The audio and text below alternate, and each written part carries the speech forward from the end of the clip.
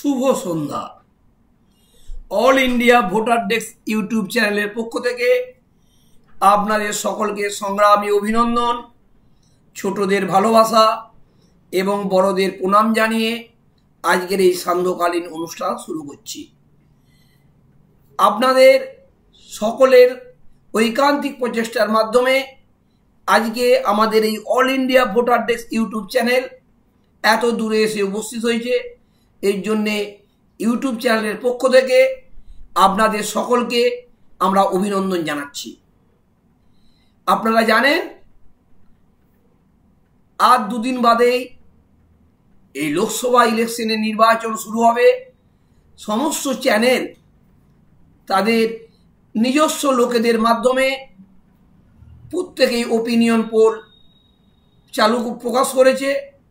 আমাদের চ্যানেলের মাধ্যমেও আমরা গ্রাউন্ড লেভেল থেকে আমাদের ছেলেদের মাধ্যমে একটা ওপিনিয়ন পোল তৈরি করেছি। এতে কোনো রাজনৈতিক দলের পক্ষপাতিত্ব না, কোনো রাজনৈতিক দলকে সামনের দিকে এগিয়ে নিয়ে যাওয়ার জন্য না, বা কোনো রাজনৈতিক দলকে পেছনের দিকে পিছিয়ে যাওয়ার জন্য না। আমরা আমাদের সাধ্যমতো প্রত্যেকের কাছ থেকে মতামত নিয়েছি। সেই মতামতকে 2019, 2021 এবং তার পরবর্তীকালে পঞ্চায়েত ইলেকশন, পৌরসভা ইলেকশন, সর্বোপরি জনতা জনার্দনের মত সব নিয়ে একটা জায়গায় আমরা উপস্থিত হয়েছি, সেটাই আপনাদেরকে জানাবো। আশা করব আপনারা এটা দেখবেন, আপনাদের মূল্যবান মতামত দেবেন, যাতে আগামী দিনে আমরা আরও সামনের দিকে আমাদের এই all India voter desk YouTube channel আরও আমরা এগিয়ে চলতে পারি। 2024-এর লোকসভা ইলেকশনের যে ওপিনিয়ন পোল আমরা বানিয়েছি, আমাদের বিভিন্ন ছেলেদের মাধ্যমে বিভিন্ন জায়গায় ঘুরে অক্লান্ত পরিশ্রম করে যে জিনিসটা তৈরি করেছে, তাতে আমরা দেখতে পেয়েছি যে এই রাজ্যের শাসক দল তৃণমূল কংগ্রেস প্রায় 44% ভোট পেতে চলেছে। অপরদিকে বিরোধী পার্টি ভারতীয় জনতা পার্টি 38% ভোট পেতে চলেছে। সব থেকে আশ্চর্যের ব্যাপার, যাদেরকে মানুষকেও ধর্তব্যের মধ্যেই নিয়ে আসেনি, বামফ্রন্ট এবং কংগ্রেসের জোট 18% ভোট পেতে চলেছে। এই 18% ভোটই বিজেপিকে সুবিধা দেবে না বিজেপিকে বিপদে ফেলবে, সেটা আপনাদেরকে এক্ষুনি বলবো। সর্বোপরি আপনারা দেখতে পাবেন 4 জুন ইলেকশনের রেজাল্ট বেরোনোর পর। আসুন আমরা শুরু করি। ফার্স্ট জায়গা, মানুষের যে জায়গার প্রতি আগ্রহ সহকারে তাকিয়ে আছে, এই তমলুক কেন্দ্রে তৃণমূল কংগ্রেস আবার জয়লাভ করবে। এখান থেকে হাঁটতে বসেছে প্রাক্তন বিচারপতি অভিজিৎ গাঙ্গুলি। বহরমপুর কেন্দ্র থেকে সামান্য ভোটের ব্যবধানে অধীর চৌধুরী জয়লাভ করবে। ডায়মন্ড হারবারে তৃণমূল কংগ্রেস প্রচুর ভোটের ব্যবধানে জয়লাভ করবে এবং আমার মনে হচ্ছে আমাদের যে সার্ভে রিপোর্ট, 42টা লোকসভা কেন্দ্রের মধ্যে ডায়মন্ড হারবার কেন্দ্রে তৃণমূল কংগ্রেস প্রায় 6 থেকে 6.5 লাখ ভোটের ব্যবধানে জয়লাভ করবে। এটা আপনারা মিলিয়ে নেবেন। মেদিনীপুর কেন্দ্রে তৃণমূল কংগ্রেস আবার জয়লাভ করবে, যদিও গতবার এই সিটটি বিজেপি দিলীপ ঘোষ জয়লাভ করেছিলেন। বোলপুর তৃণমূল কংগ্রেস বিপুল ভোটে জয়লাভ করবে। বর্ধমান দুর্গাপুর, এই কেন্দ্রটি দিলীপ ঘোষ ওই কেন্দ্র থেকে দাঁড়িয়েছেন, উনি প্রায় 45.5% ভোট পেয়ে এখান থেকে জয়লাভ করবেন। বীরভূম, শতাব্দী রায় এখান থেকে আবার জয়লাভ করবে। বিষ্ণুপুর কেন্দ্রে সৌমিত্র খাঁ এখান থেকে আবার জয়লাভ করবে। বর্ধমান পূর্ব থেকে তৃণমূল কংগ্রেস আবার জয়লাভ করে পুনর্নির্বাচিত হবে।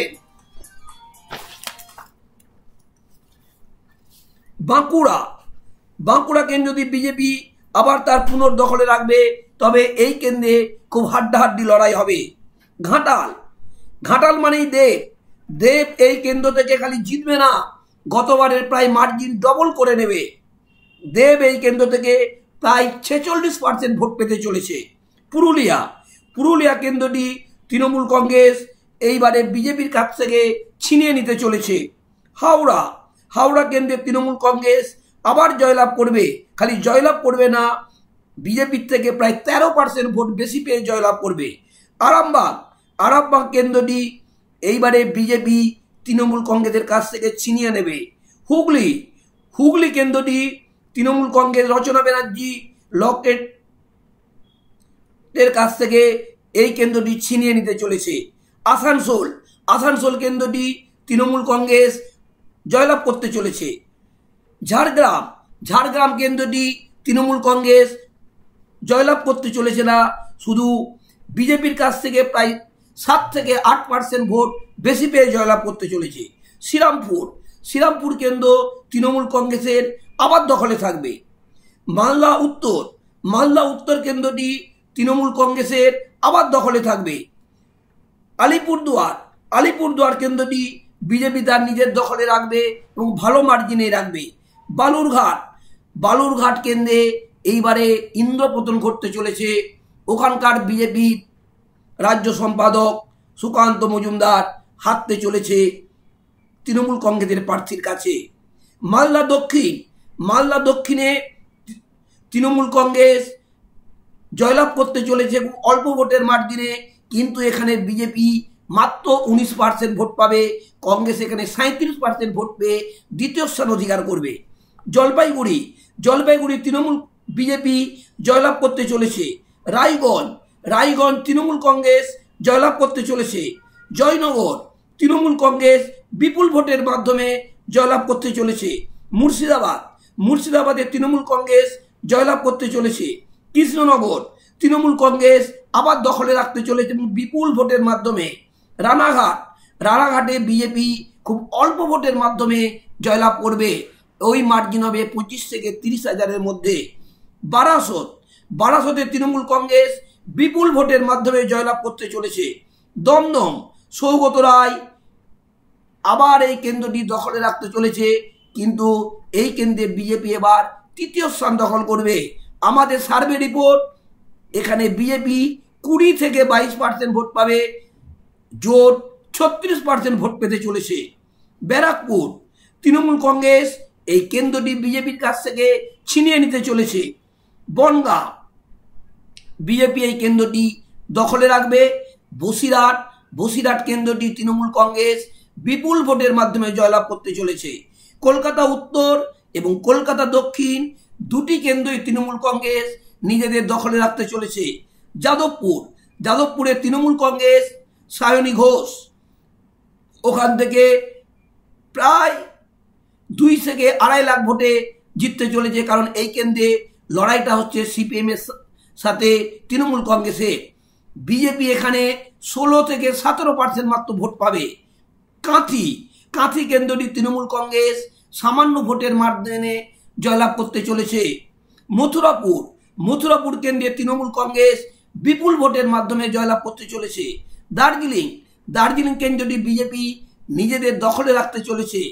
জঙ্গিপুর, জঙ্গিপুর কেন্দ্রটি তৃণমূল কংগ্রেস খালি জয়লাভ করবে না, 2.5 থেকে 3 লাখ ভোটের মাধ্যমে জয়লাভ করতে চলেছে। উলবেড়িয়া, তৃণমূল কংগ্রেস বিপুল ভোটের মাধ্যমে জয়লাভ করতে চলেছে। কুচবিহার, কুচবিহার আসনটি বিজেপি নিজেদের দখলে রাখবে, কিন্তু মার্জিন দেখে নেবেন মাত্র 20 থেকে 25 হাজার ভোটের মাধ্যমে হবে। যে 42টি কেন্দ্রের কথা বললাম, এই 42টি কেন্দ্রের মধ্যে তৃণমূল কংগ্রেস 30, বিজেপি 10, অপরদিকে জোট মাত্র 2টি কেন্দ্রে জয়লাভ করবে। এত নিয়োগ দুর্নীতি, এত সব কিছুর পরেও তৃণমূল কংগ্রেসের এই জয় জয়কার কেন? সাধারণ মানুষের মধ্যে কথা বলে যেটুকু আমরা জানতে পেরেছি, লক্ষ্মীর ভান্ডার সব থেকে 1 নম্বরে এগিয়ে আছে। গরিব মানুষের কাছে এই লক্ষ্মীর ভান্ডার এক বিশাল লক্ষ্মীর দান হিসাবে উঠে এসেছে, কিন্তু অপরদিকে গ্যাসের দাম বৃদ্ধি, ব্যাংকের ইন্টারেস্ট কমে যাওয়া, এইসব কাজ সাধারণ মানুষের মনে সব থেকে 100 দিনের কাজ আটকে দেওয়া সাধারণ মানুষের মনে বিরূপ প্রতিক্রিয়া সৃষ্টি করেছে। আপনারা দেখুন, দেখে আমাদের মূল্যবান মতামত দেবেন। আপনাদের মতবাদের জন্যে আমরা অধীর আগ্রহে তাকিয়ে থাকব। আগামী দিনে আজকে পশ্চিমবঙ্গের 42টি কেন্দ্রের নির্বাচনী ওপিনিয়ন পোল জানালাম। আগামী দিনে ভারতবর্ষের ওপিনিয়ন পোল আগামীকাল জানাবো। আশা করি আপনারা দেখবেন। আপনাদের মূল্যবান মতামতই আমাদের এগিয়ে চলার পক্ষে পাথেয় হয়ে দাঁড়াবে। নমস্কার। ছেড়ে দাও বন্ধ করে দাও।